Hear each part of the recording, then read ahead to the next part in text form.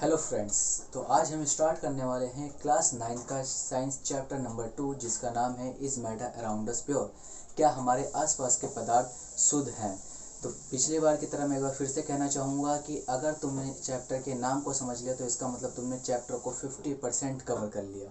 तो देखो, चैप्टर के नाम में ही क्वेश्चन छुपा हुआ है कि is matter around us pure, क्या हमारे आसपास के पदार्थ शुद्ध हैं। तो ये क्वेश्चन हुआ एक तरीके से, तो क्या शुद्ध हैं। वैज्ञानिकों का इसके बारे में क्या कहना। उन्होंने कहा है कि हमारे आसपास जो पदार्थ है वो अशुद्ध हैं। बिल्कुल सही बात है, क्योंकि हमारे आसपास में कुछ भी चीज़ें देखोगे तो कैसी होती है, मिलावटी होती है, इसलिए उनको हम क्या कहते हैं, अशुद्ध कहते हैं। लेकिन क्या सारी पदार्थें जो होती हैं वो अशुद्ध होती है? नहीं, उसमें से कुछ ऐसे भी हैं जो शुद्ध होते हैं। वो तुम्हारी बुक में भी ऐसा लिखा हुआ है। तो पदार्थ को हमने यहाँ पे फ्लो चार्ट में एक समझने की कोशिश की है, ताकि बड़े सी चीज़ों को हमने शॉर्ट तरीके से समझ सके। तो देखोगे, पदार्थ यहाँ पे दो हिस्सों में बटा हुआ है, एक शुद्ध और एक अशुद्ध, प्योर एंड इम्प्योर। शुद्ध जो है वो भी दो हिस्सों में बटा हुआ है, तत्व यौगिक, एलिमेंट्स एंड कंपाउंड्स। अब याद करो जरा, तुमने वो टेबल याद की होगी अभी तक, तुम्हारा पेपर आने वाला, तो हाइड्रोजन, हीलियम, लिथियम, ये जो टेबल जो तुमने याद की होगी 20 तक 30 तक, किसी बच्चे को इससे ज़्यादा याद होगी, तो उसको हम क्या कहते थे, पीरियोडिक टेबल कहते थे। और उसमें 1 से लेकर 118 टोटल होते थे एलिमेंट्स, तत्व। तो आखिर में वो होते क्या है, वो असल में वही कहलाते हैं तत्व, जिसको एलिमेंट्स मतलब कि वो होते हैं हमारे प्योर मैटर्स, शुद्ध पदार्थ जिसको हम कहते हैं। और वो भी 3 कैटेगरीज में बटे होते थे। एक होता था धातु, फिर एक होता था अधातु, और एक होता है उपधातु, metal, non metal and metalloids. अब धातु के बारे में भी तुमने क्लास 8 के अंदर पढ़ा होगा कि धातु हम किसको कहते हैं, जो सोनोरस हो, मतलब जिसको, या कुछ दो ऐसे धातु को जब आपस में हम टकराते तो उसमें से आवाज़, एक ध्वनि, जिसको हिंदी में बोलते हैं सोनोरस। लस्टर्स, चमकदार होता है। आघातवर्धनीयता, मेलेबिलिटी, जिसको हम पीट पीट के एक पतली चादर के अंदर कन्वर्ट कर सकते हैं, बदल सकते हैं। फिर डक्टाइल, जिसको हम खींच के एक लंबी तार बना सकते हैं। तो ये सब क्या है, धातु की प्रॉपर्टीज़ है। और अधातु की क्या है, जैसे इसका अपोजिट उल्टा कर दो तो किसकी प्रॉपर्टीज बन जाती है, अधातु की, उपधातु की। अब बात करते हैं उपधातु, मेटेलॉइड। मेटेलॉइड यहाँ पर क्या होता है कि जब मेटल एंड नॉन मेटल मिल जाते हैं, जब मेटल एंड नॉन मेटल मिल जाते हैं, उनकी प्रॉपर्टीज, उनके गुण, धातु और अधातु के जब मिल जाते हैं तो मिल के क्या बनाते हैं, वो उपधातु बनाते हैं, मेटेलॉइड्स बनाते हैं। जब मेटल एंड नॉन मेटल्स मिल जाते हैं तो तुमसे धातु अधातु कम पूछेगा और ज़्यादा पूछता है क्या, उपधातु, क्योंकि बच्चे इसको छोड़ देते हैं। तो इसको नहीं छोड़ना है, बहुत ही ईजी से याद रख लो कि जब धातु और अधातु, जब धातु प्लस में अधातु आपस में मिलते हैं तो क्या बनता है, एक उपधातु बनता है, मेटेलॉइड्स बनता है, मेटल एंड नॉन मेटल के मिलने से। अब बात करते हैं यौगिक कंपाउंड्स की। तो कंपाउंड्स यहाँ पे क्या है, दो या दो से अधिक तत्वों का मिलना, मेड अप ऑफ 2 और मोर देन 2 एलिमेंट्स। अब हम क्या बात करेंगे, देखो एलिमेंट्स मेरे पास क्या है, जैसे कि हाइड्रोजन ले लो। हाइड्रोजन मेरा क्या हो गया, तत्व, लेकिन मैंने हाइड्रोजन प्लस हाइड्रोजन ले लिया तो आंसर क्या बना मेरा, इसका H2 बना। H2 बना, लेकिन इसको केमिकल फॉर्म में ऐसे नहीं, इस तरीके से लिखते हैं, इक्वल में नहीं लगाते। तो ये जो H2 बना उसको हम क्या कहेंगे, यौगिक कहेंगे, कंपाउंड्स कहेंगे। ठीक है, कि दो या दो से अधिक जब तत्व, एलिमेंट्स जब मिलते हैं तो उसको हम क्या कहते हैं, कंपाउंड्स कहते हैं, यौगिक कहते हैं। ठीक, तो ये बात हो गई हमारी किसकी, शुद्ध पदार्थ की, प्योर मैटर्स की। अब बात करते हैं अशुद्ध। अशुद्ध तो बहुत सारी चीजें हैं, तो अशुद्ध को भी यहाँ पे दो हिस्सों में बांट रखा है इन्होंने। एक है हमारा विलयन, सॉल्यूशन, और एक है हमारा मिश्रण, मिक्सचर। जो सॉल्यूशन है वो दो हिस्सों में बटा हुआ है, विलय और विलायक के अंदर, solute and solvent. And mixture भी दो हिस्सों में बटा हुआ है, समांगी और विषमांगी मिश्रण, homogeneous mixture and heterogeneous mixture. अब सबसे पहले समझोगे विलयन। तुम सब चाय पीते होगे, कुछ कॉफ़ी पीते होगे, तो ये सब जो है वो सब क्या एक तरीके का विलयन है। अगर मान लो तुम दूध भी पीते हो, चाय कॉफ़ी मत पियो, दूध तो पीते होगे, तो दूध जो पीते हो तो उसके अंदर तुम चीनी वगैरह तो मिलाते हो, तो वो भी एक तरीके का क्या बन जाता है, विलयन बन जाता है, सॉल्यूशन बन जाता है। अब यहाँ पर विलयन तो चलो ठीक है भैया, हम चाय कॉफ़ी दूध पीते हैं तो इसमें विलयन हो गया, सॉल्यूशन हो गया, लेकिन विलय और विलायक क्या है, सॉल्यूट और सॉल्वेंट क्या है। तो देखो, जिसकी मात्रा कम हो, किसी भी विलयन के अंदर जिसकी मात्रा कम हो उसको हम क्या कहते हैं, विलय कहते हैं, सॉल्यूट कहते हैं। अगर एक बात बताओ, तुमने एक कप चाय बनाया, ठीक है, इस कप चाय के अंदर तुमने मिला दिया 500 ग्राम पानी, 500 ग्राम पानी वाटर मिला दिया और 200 ग्राम मिला दी भाई चीनी, ठीक है। तो इसके अंदर से वैल्यू किसकी कम है, शुगर की, चीनी की कम है। तो जो चीनी हुआ वो हमारा क्या हुआ, सॉल्यूट हुआ, विलय हुआ, ठीक। जो जिसकी मात्रा कम होती है उसको हम विलय कहते हैं, जो सॉल्यूशन के अंदर, विलयन के अंदर घुल जाता है पूरी तरीके से, उसी चीज को हम कहते हैं विलयन का विलय। विलायक क्या होता है, जिसकी मात्रा ज्यादा हो, जैसे कि अभी हमने बोला 200 ग्राम तो विलय हो गया, तो 500 ग्राम क्या हो गया, विलयन नहीं, 500 ग्राम हो गया हमारा विलायक। जिसकी मात्रा क्या हो, अधिक हो, लार्ज इन क्वांटिटी। कि अगर तुम मान लो कि गर्मी का टाइम है, रसना बना रहे हो, नींबू शरबत बना रहे हो, तो उसमें जो पानी तुमने 1 लीटर 2 लीटर जो मिलाया है, रूअफ़ज़ा बना रहे हो तो उसके अंदर जो तुमने 2 लीटर पानी मिलाया और वो 2 लीटर तुम्हारा विलायक हुआ, उसके ऊपर से जो तुम रूअफ़ज़ा की बोतल में छिड़कोगे, उसके ऊपर रूअफ़ज़ा डालोगे, तो रूअफ़ज़ा ये थोड़ी पूरी बोतल पलट देते हो, कुछ ही अमाउंट में तो डालते हो। तो वो जो कलर के लिए, तो जो तुमने कुछ अमाउंट में, कम अमाउंट में डाला, कम मात्रा में डाला, तो उसको हमने विलय कहा, और जो अधिक मात्रा में तुमने पानी डाला उसको हमने विलायक कहा, ठीक। उसके बाद बात करते हैं मिश्रण की, मिक्सचर की। दो चीजें आती हैं, समांगी और विषमांगी, होमोजीनियस और हेट्रोजीनियस। तो सबसे पहले हम बात करेंगे होमोजीनियस समांगी मिश्रण की। क्या है, जो पूर्णतः मिल जाए, जो पूर्णतः मिल जाए। कि अगर एक बात बताओ, तुमने एक गिलास पानी लिया, पानी लो और उस गिलास में तुम चीनी या नमक मिलाओ, तो चीनी नमक क्या थोड़े देर में क्या है, घुलते घुलते घुलते पूरे तरीके से घुल जाता है। क्या तुम्हें नॉर्मल आंखों से दिख सकता है वो चीनी और या नमक, तो नहीं दिख सकता।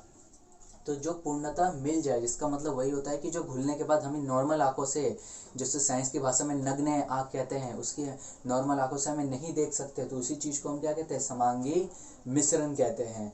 अब विषमांगी क्या होती है, जो पूर्णतः ना मिले, कि नॉट कम्प्लीटली मिक्स। इसका मतलब क्या है कि एक पानी लो, पानी के अंदर तुमने मिट्टी डाल दिया, कंकड़ डाल दिए, कंचे डाल दिए, इन सबको आपस में मिला दो, तो क्या वो सब आपस में मिल पाएंगे, नहीं मिल पाएंगे।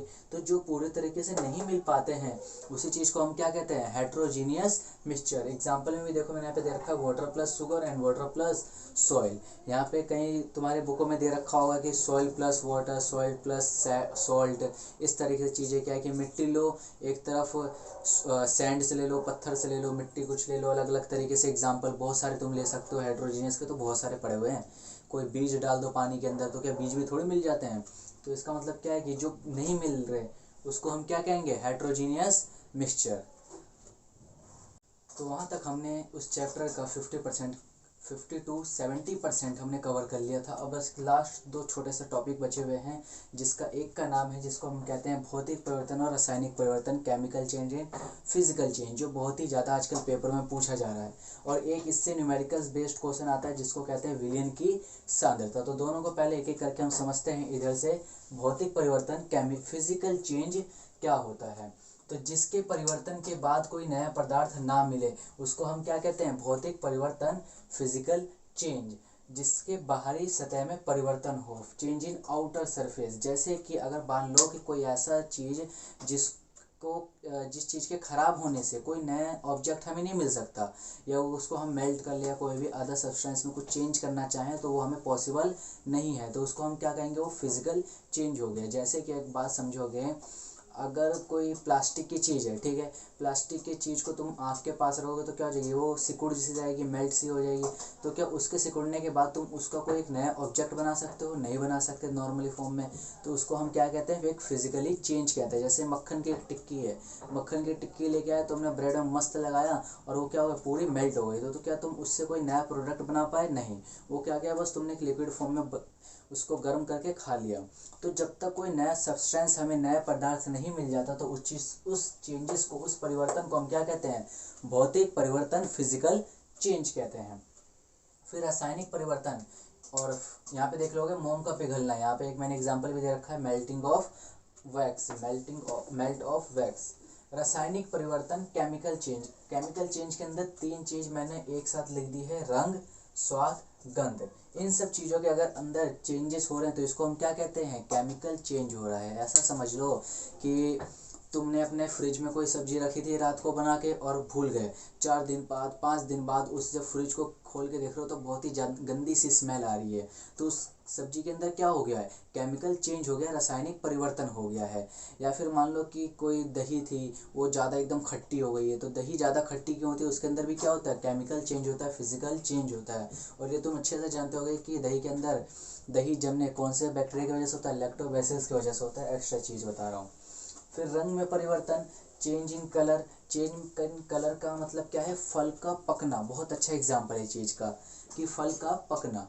जैसे कि आम लेते हैं, आम जब कच्चा होता है तो कैसे कलर का होता है, ग्रीन कलर का होता है, जिसको कच्ची कैरी कहते हैं हम।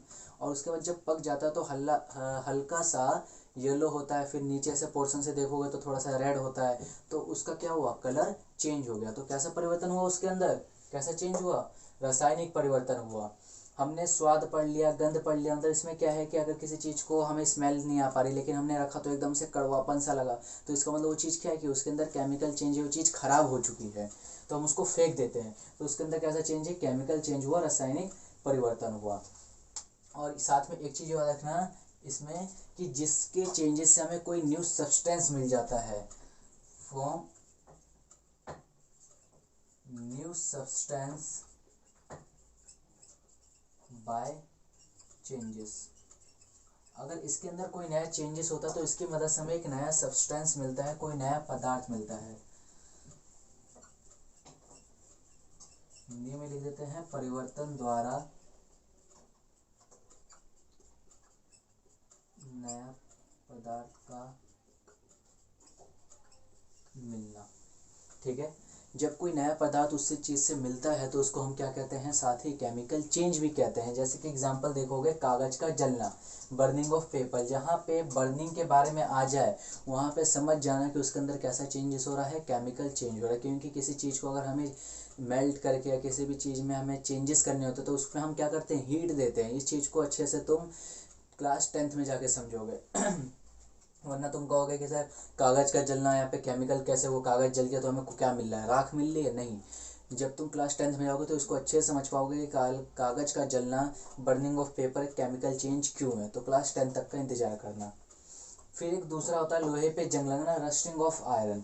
रस्टिंग ऑफ आयरन का मतलब ऐसा समझ लोगे कि कहीं तुम्हारे आसपास या कहीं थोड़ा सा घर से दूर भी एक कहीं गार्बेज जगह पे होगी, गार्बेज प्लेस होगी।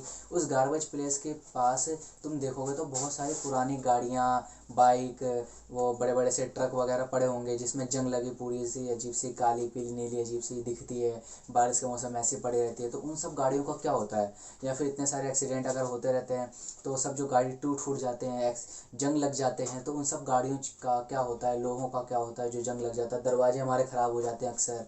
तो उन सब चीज़ों का क्या होता होगा, उन सब चीज़ों को मेल्ट करके एक नया फॉर्म तैयार किया जाता है। उसी चीज़ से एक नई चीज़ तैयार की जाती है, मतलब कि form new substance by changes. उसी चीज़ को हम कहते हैं केमिकल चेंज।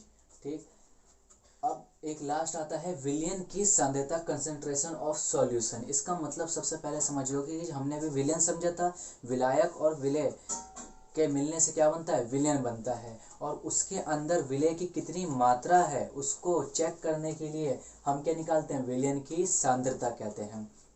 किसी विलयन में उपस्थित विलय की मात्रा को हम विलयन की सांद्रता कहते हैं। कि the observation of solute in a solution is called concentration of a solution.